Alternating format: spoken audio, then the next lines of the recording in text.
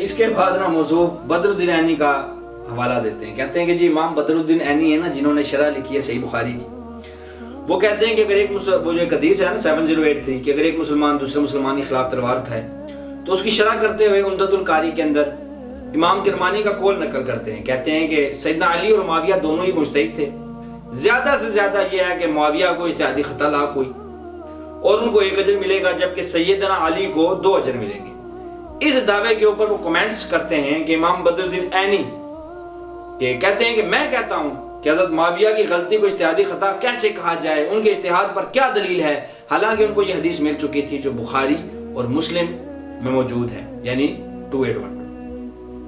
اور ان کے گروہ نے جنگ صفین میں عمار بن یاسر کو قتل کیا. کیا حضرت معاویہ اس بات پر راضی نہیں کہ ان کو برابر چھوڑ دیا جائے جائے کہ ان کو 1 اجر بھی ملے؟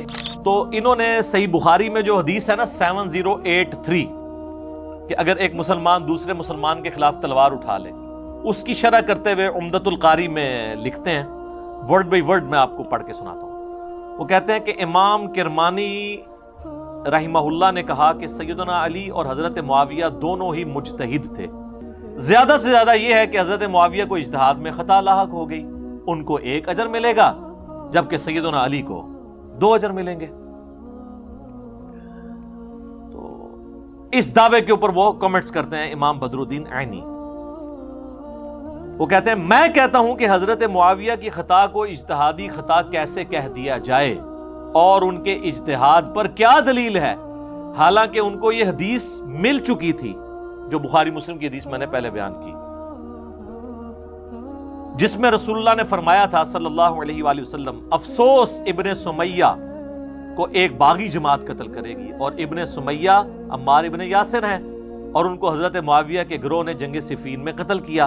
کیا حضرت معاویہ اس پر راضی نہیں کہ ان کو برابر چھوڑ دیا جائے جائے کہ ان کو 1 اجر بھی ملے؟ اور یہ بہت ٹیکنیکلی درست بھی ہے. اچھا یہ ٹیکنیکلی کے پیچھے بڑا بیک گراؤنڈ ہے. وہ ایک شعر ہے نا جی علامہ محمد اقبال رحمہ اللہ کا نا کہ بے خطر کود پڑا آتش نمرود میں عشق. کہتے ہیں یہ شعر ٹیکنیکلی غلط ہے, ٹیکنیکلی سپیکنگ, ٹھیک ہے, یعنی آپ کو شعر نہیں آتے, آپ کو اشعار کا پتہ نہیں ہے, آپ کو مجاز کا پتہ نہیں ہے, آپ کو حقیقی کا پتہ نہیں ہے, اور آپ کھڑے ہو گئے ہیں شعر و شاعری پہ تبصرہ کرنا. کیا بات. خیر کہتے ہیں یہ بات ٹیکنیکلی درست ہے. اس حدیث میں الفاظ ہیں بخاری 7352 کہ اگر کوئی حاکم اجتہاد کرے, حاکم اپنے صحیح اجتہاد پر اللہ سے 2 اجر دیتا ہے, اور اگر اس نے غلط اجتہاد کیا تو اللہ اسے 1 اجر دیتا ہے.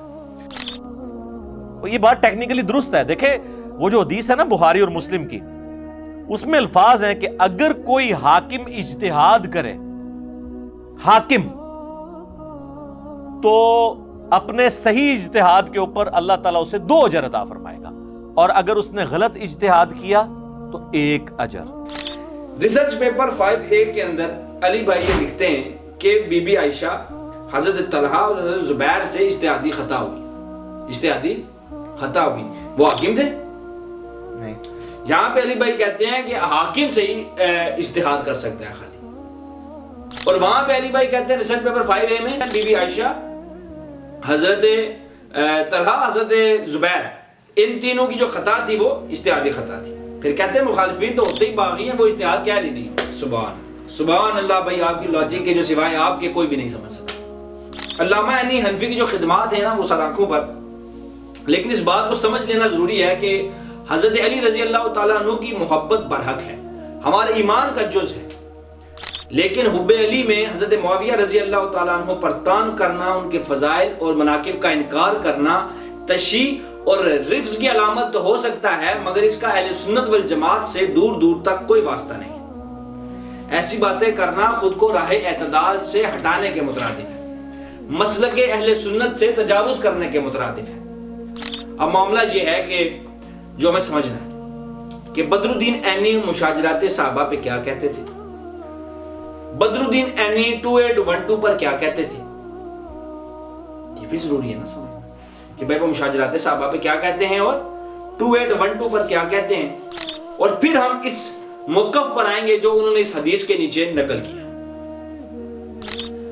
عمدۃ القاری پہلی جلد صفحہ نمبر 335 اور حدیث نمبر 31 کے تحت لکھتے ہیں کہ حق یہ ہے حق یہ ہے کہ جس پر اہل سنت ہے، اور وہ یہ ہے کہ صحابہ کے درمیان جو مشاجرات ہیں ان پر اپنی زبانیں بند رکھی جائیں، ان کے بارے میں اچھا گمان کیا جائے، ان کے لیے تعویل کی جائے۔ کیوں؟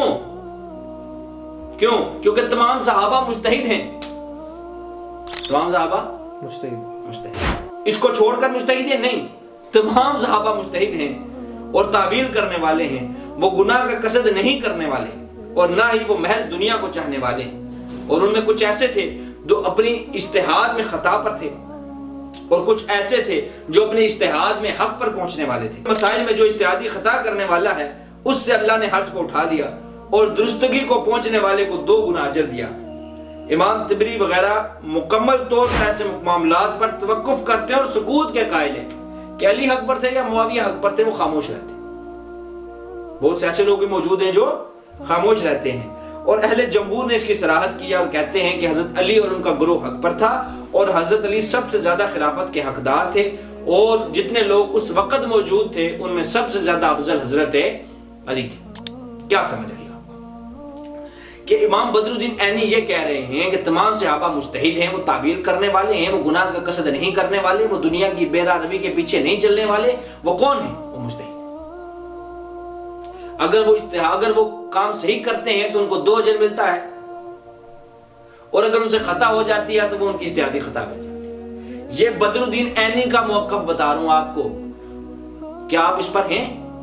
کیا آپ کا موقف اس کے عین مطابق ہے؟ افتؤمنون ببعض الکتاب وتکفرون ببعض، میٹھا میٹھا، ہپ ہپ، کوڑا کوڑا، تھو تھو۔ اس کو نفس پرستی اور ہوا پرستی کہتے ہیں، دعوت کا کام۔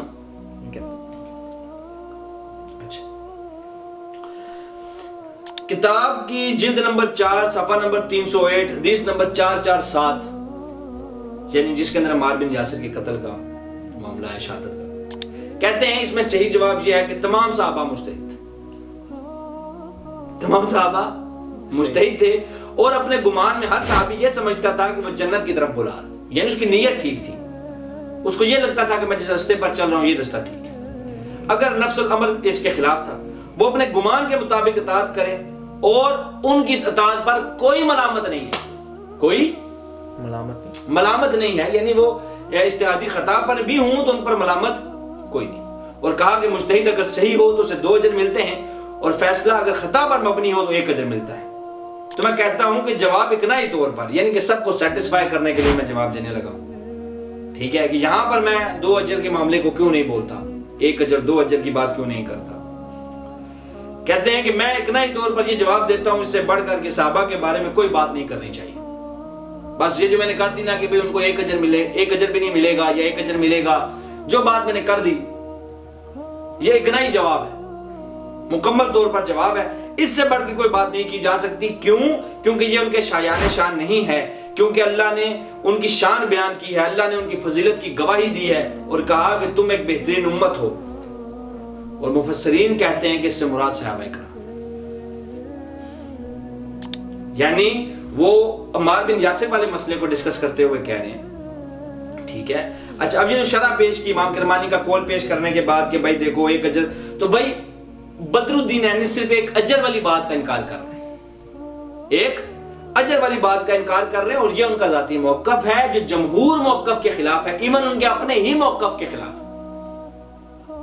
یہ میں نے 2 واقعات پڑھے، یہ 2 پیراگراف پڑھے، یہ انہی کی کتاب عمدۃ القاری کے ہی صفحے ہیں، جس کے اندر وہ یہ بات کہہ رہے ہیں کیا کہ وہ ایک مجتہد ہے، اگر وہ صحیح کرے گا تو 2 اجر، اس سے خطا لاحق ہوئی تو 1 اجر ملے گا۔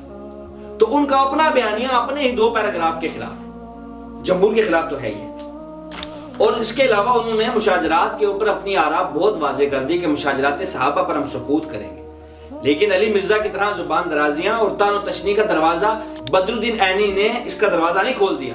پھر علی مرزا یہ بات کہتا ہے جی کہ چونکہ امیر معاویہ حاکم نہیں تھے تو اجتہاد کیا علی نہیں تھے۔ اچھا، ابھی آپ کے سامنے بدر الدین عینی نے کہا کہ تمام صحابہ مجتہد تھے، ان کے درمیان کوئی بھی معاملہ ہوگا تو دونوں ہی مجتہد ہوں گے، اس کے لیے حاکم ہونا شرط نہیں ہے۔ بدر الدین عینی نے مشاجرات صحابہ ڈسکس کر دی، صحابہ کو مجتہد کہہ دیا، تعویل کرنے والا کہہ دیا، گناہ سے بچنے والا کہہ دیا، اور سب سے بڑی بات کہ وہ محض دنیا کے پیچھے نہیں تھے، سب باتیں کرنے کے بعد انہوں نے صحابہ کے فضائل گنوائے، اور آخر میں کہا کہ جو قرآن کے اندر آتا ہے نا کہ تم ایک بہترین امت ہو، اس سے مراد صحابہ کرام، اس سے مراد صحابہ کرام ہیں۔ پوری پڑھو نا سر، ایک صفحہ پڑھ کے ایک صفحے کا ایک پیراگراف بھی پورا نہیں پڑھا، صرف اپنا مقدمہ جہاں تک مکمل ہو رہا تھا وہ مقدمہ آپ نے پورا کروایا، اور الفیظ و